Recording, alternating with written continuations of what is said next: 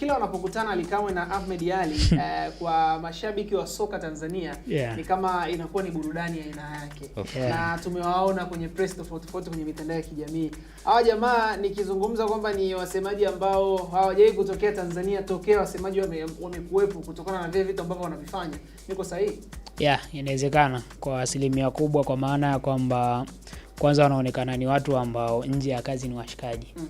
Lakini pia wanatambua njia ya kupeleka ujumbe kwenye timu yao, na wanatambua timu inapokuwa kwenye wakati gani tunaweza kuwasilisha ujumbe huu kwa mashabiki kwa wakati gani. Ukirejea kwa mfano kwa upande wa Simba, unamtazama Ahmed Ally ambaye kwa nyakati ngumu za Simba ndo amekuwa mtu pekee ambaye anaweza kusimama na kuzungumza kitu ambacho mashabiki wanaweza wakawa na imani naye na akaamua kurudi kuisupport timu. Kwa mazingira ya kawaida ni ngumu sana mashabiki wa Simba kuendelea kuwa wanaifuatilia na kuisupport timu yao kutokana na aina matokeo anayopata, lakini kutokana na aina matokeo ambayo yanaendelea ndani ya Simba. Lakini Ahmed Ally unaona amekuwa ni mtu wa aina gani?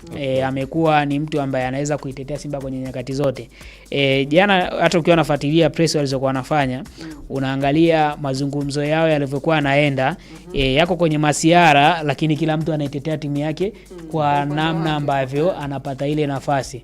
Ahmed Ally kama anaweza kuzungumza jambo kwa maana ya kwamba kuichimba timu, lakini unaiona Ahmed Ally anapokuja kuitetea lile jambo kimasiara kwa namna ambavyo Ahmed Ally kauliza. Hakuna ambaye amekuwa akitumia mihemko kwenye kujibu.